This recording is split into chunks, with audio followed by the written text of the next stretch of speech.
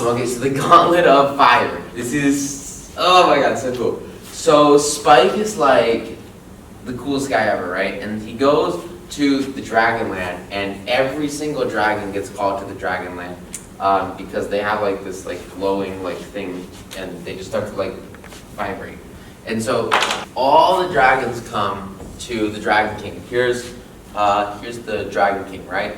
And he calls everyone and says, look, there's going to be a huge scavenger fight race, and they've got to get this ginormous staff thing that Spike's kind of holding in this picture, like the dragon staff. And if they get the dragon staff, then they will be crowned the new Dragon King and rule over the land because he's retiring, because he's old, I guess.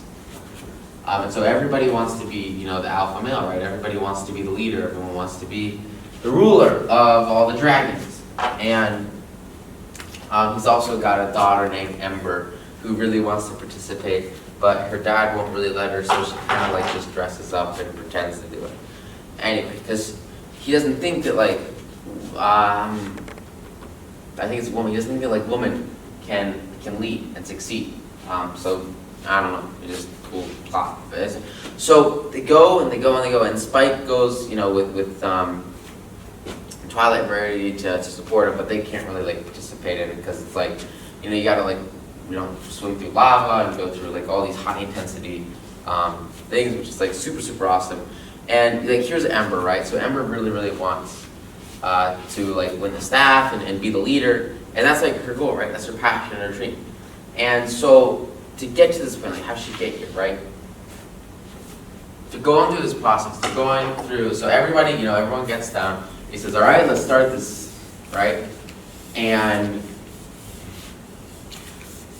so they have to like fly over, this giant ocean of lava. It's a huge, huge thing.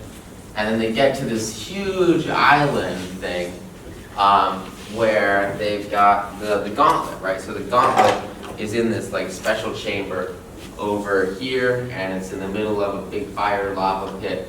And if you get to the middle of it, you can grab the gauntlet, and again, whoever gets the gauntlet is like the new leader of all the dragons, right?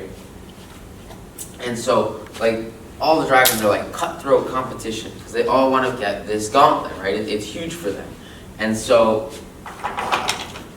everyone, starts running. And at this point, like, Spike is now winning, right? So, like, he can't really cross this giant ocean thing. And so he kind of just has to like swim his way there while everybody else sort of flies, which kind of sucks. But then he meets Ember, right? And he sees Ember like going over him, and he like tries to connect with her. He does what absolutely nobody else in the entire race, in the entire species does. And that is he tries to make a friend. He tries to connect with her. And he tries to work as a team. Tries to build this connection, because remember, 1 + 1 is 3. And they are so much stronger together than they could ever be alone.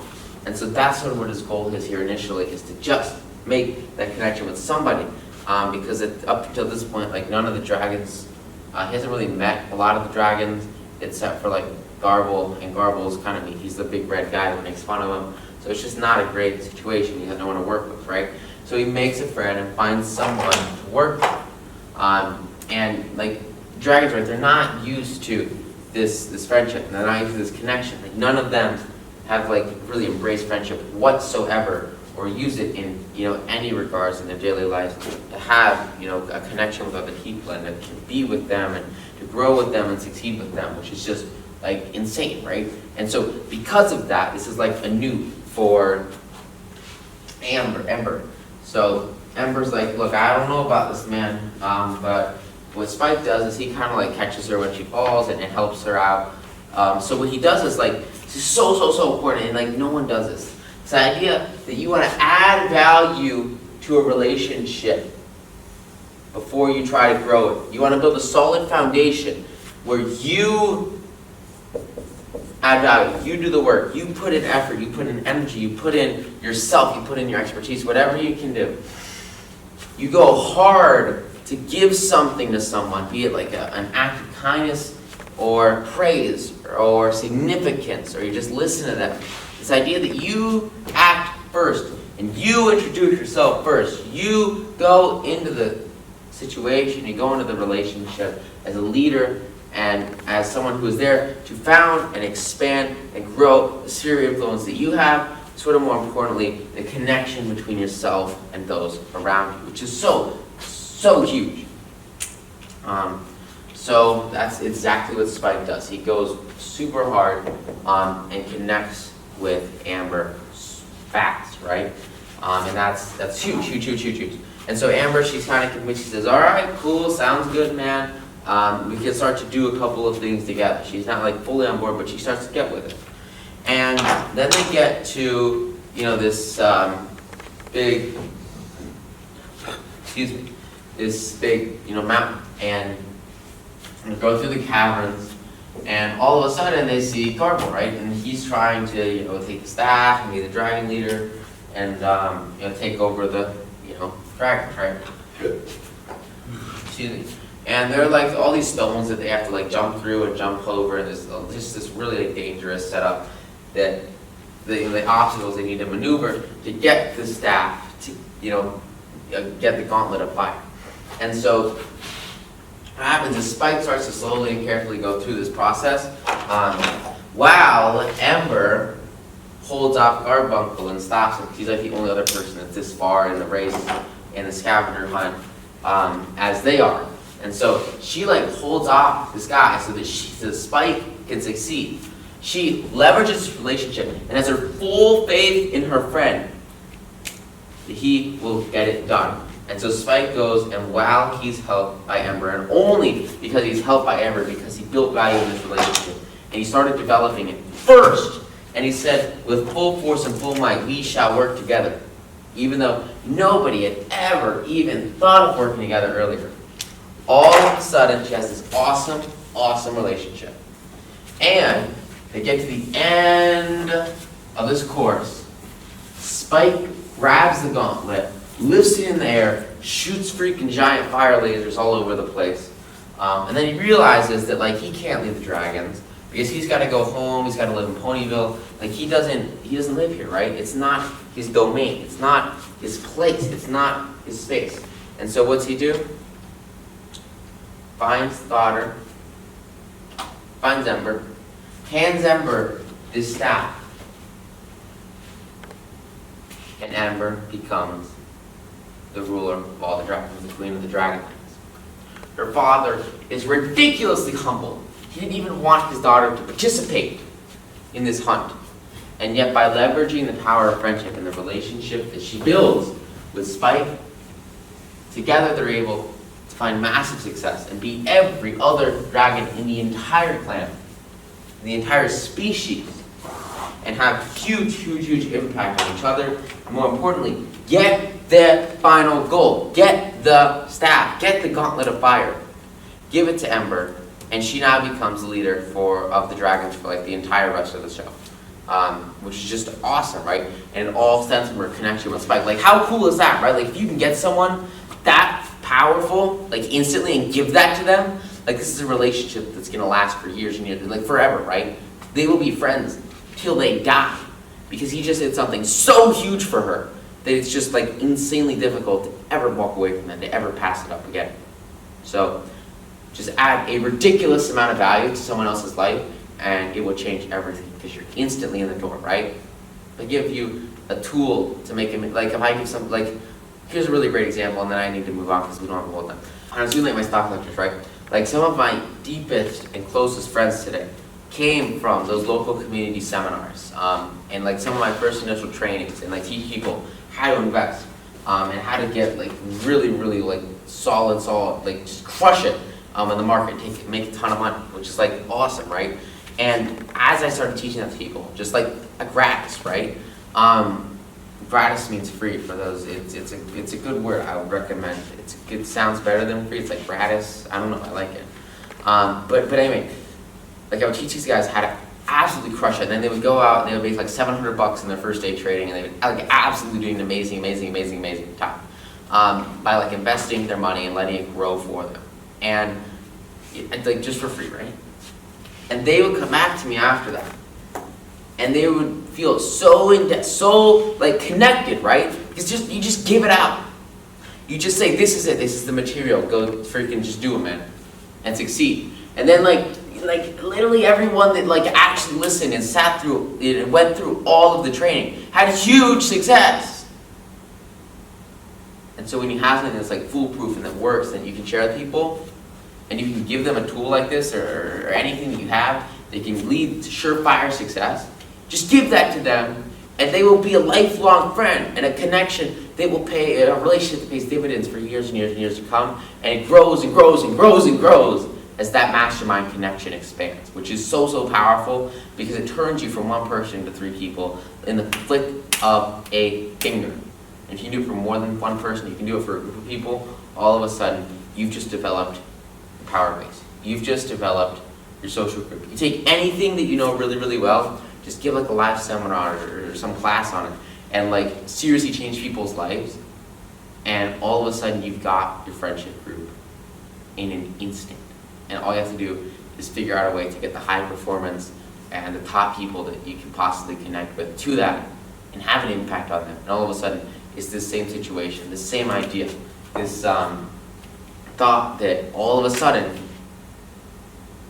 you've done so much for them that it makes no sense and they have no logical response for what to do next except for to connect with you and to stick with you for years and years and years and lifetimes to come.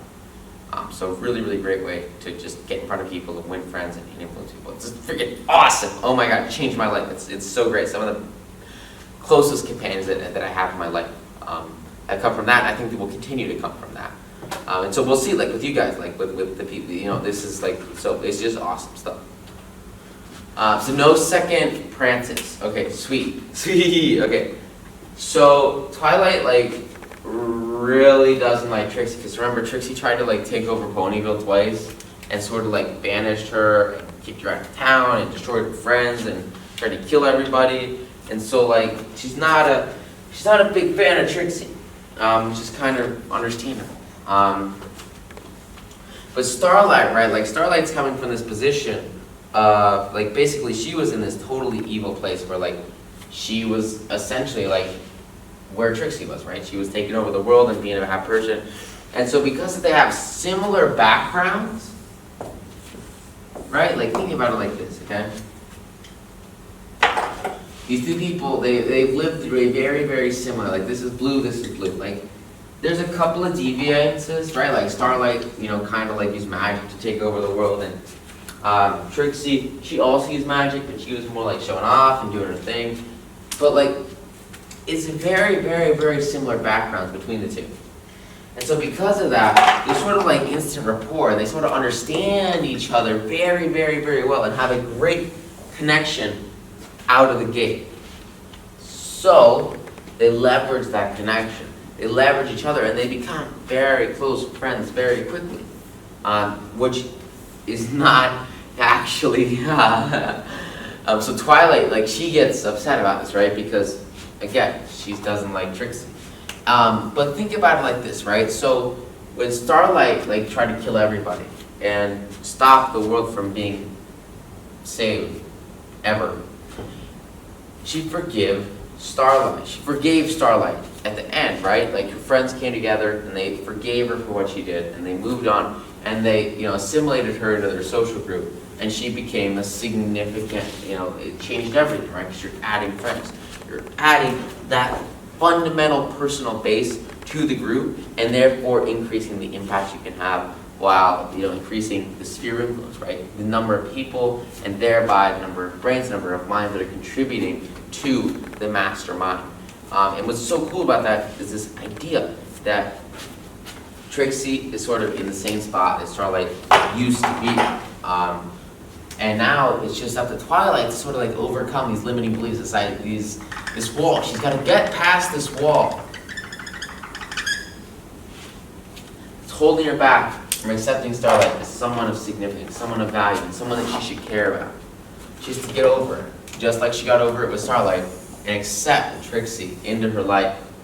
And accept her as someone that's A-okay, a good person to be around. And that's a huge challenge for her, because she's been personally threatened by her so much, and it goes deeper into her past. And it's just very difficult for her to do it. And what she needs to do is she needs to take a temporary loss of ego, a temporary loss of pride, a temporary pain for long-term gain by having a sustaining friendship.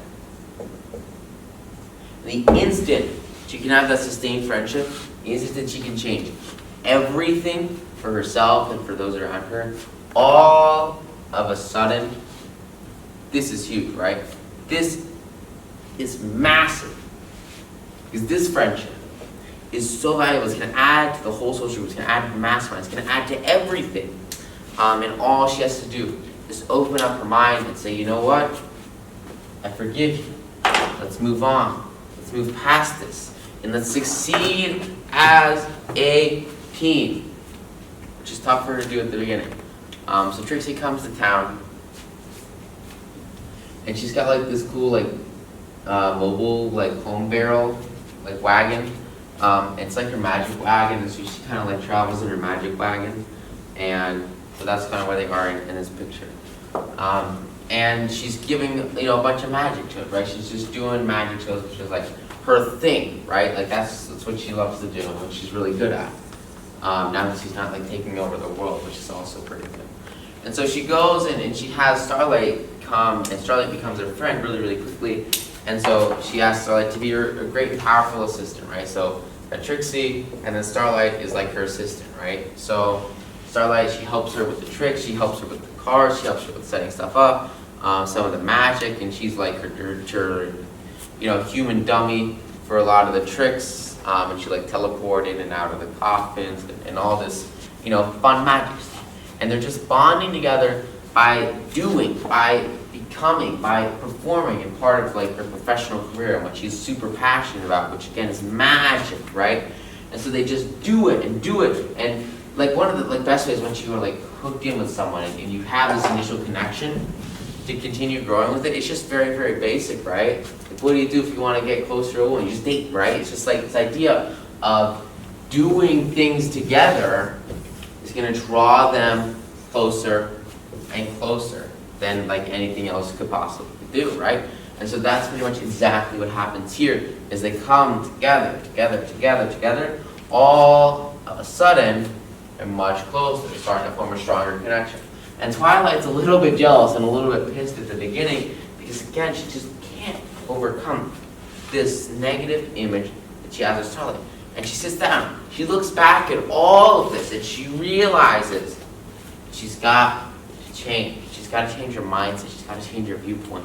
She needs to change the way that she fundamentally looks at Trixie and give her a second chance, just like she gave Starlight one. Because that second chance could prove to be the one thing that could fundamentally change everything for both Starlight and, more importantly, the overarching social being, the mastermind created around everyone in this friendship group. Because Trixie, it's a whole new insight, it's a whole new perspective. And so that's exactly what she does. She cuts this crap, she says, you know what, it's worth it, I'm gonna take the risk. She gets rid of her prejudice, she accepts this new relationship for what it is, and says, Starlight, you've got to go help Trixie, go be her assistant, go be happy with her. And she finally overcomes her limiting belief, stops rejecting Trixie, and instead says, you know what, I'm gonna be friendly. And I'm going to extend my hand. And that's exactly what she does. And then they start to have this super, super powerful connection.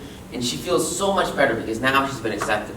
And now she can truly try to express herself and connect with Twilight throughout the rest of the show. And more importantly, connect with her group of friends and work with Trixie, with Starlight to be happy, have fun.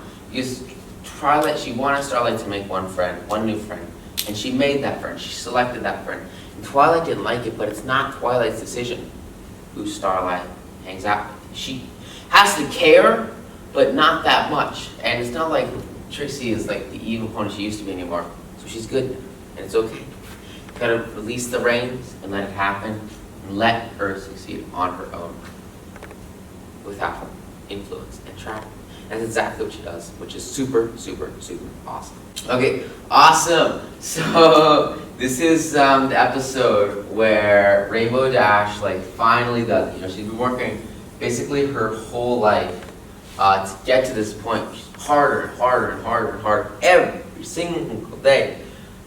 She's been trying to get better at flying, and it's like this is her whole life, and she finally makes it. And there's a new spot, there's an opening in the Wonderbolts, and she gets put in. She becomes a Wonderbolt. She freaking does it. She hits her goal, and she has the huge success she's been working on for so long. Massive, right? Changes everything for her, because this is like her dream. And so now that she's made it and she's gotten to the top of this goal, she's got to come back down and start this new leg of the journey, right? Make it to the top here. All right, come back down. Now you're at ground 1, right? Ground 0, whatever. And now she's got to start working through the training regimen and get connected with the actual flyers. And so we start to see this process, right, where she's working up to the top, right? And she gets to the top. Now she's the newbie, right? She's the new one on the team. And so, we go through this process where she's got to form, so like there's all these Wonderbolts, right? And so these guys, they already have connections with one another. And so with Rainbow Dash coming in, like she's the new one, right? And so she's got to come in, she's got to build these connections, and then she's got to leverage and get into this social group, right? She's got to come into the mastermind and join what's pre-existing. And so that can be like a little bit of a tough place to come, especially as you're an outsider coming in with no connections, right? No motives, no reasons that they should care. It's all up to her to, kind of like, be yourself, be genuine, but give like that best first impression possible, and do, the most that she can with what she's got, right? Get everything she can out of all she's got. And so that's pretty much exactly what she tries to do. And she goes through, trying to get the best fly she can, doing everything she can. But on the first day, she kind of like crashes into a trash can, and like spins out, and it's just the funniest thing ever. And so they start calling her like Rainbow Crash, right? And so because they call her Rainbow Crash, like everyone gets like these silly, nicknames, and it's just fun stuff, right? They're like basically like jockeys having a party, and that's like exactly what she goes through. And so they push her through the system, and they start making fun of her, just like it's like teasing fun, but like. You remember, especially as you're starting off in new relationships and you feel already isolated, like this idea of making fun of others and using the pain of others and the suffering of others as a way to create humor, and laughing at the expense of others is not a great way to make friends. It's really, really, really bad.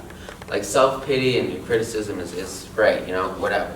But like when you get to the point where you're like having fun, right? You have a short-term happiness, right? You're getting filled from this. But it's crushing the other person's ego. It's destroying their life. And so that's exactly what happens to Rainbow Dash. These these flight guys, Wonderbolts start making fun of her, poking fun at her in the locker room, and just laughing at little silly things.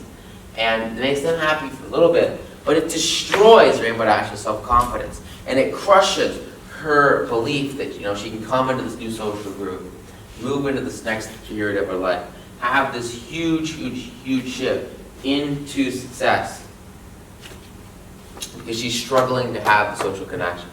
And those social connections, that friendship, this mastermind is so powerful. It's like the core, right? You've got like the core job, right, which is flying. But more important than that is this connection that they make together that only comes when she can make this connection with the flyers. And that's what she needs to do. She has to go through the process. She has to bear down. She has to take this temporary pain so that she can have this long-term reputation build up for herself.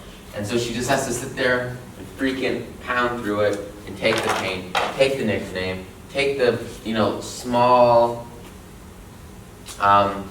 little teasing and just general harm with each other's, and she's just got to sit there, take it hard, and then move past it and not worry about it. Because she realizes that the only person whose opinions matter are hers.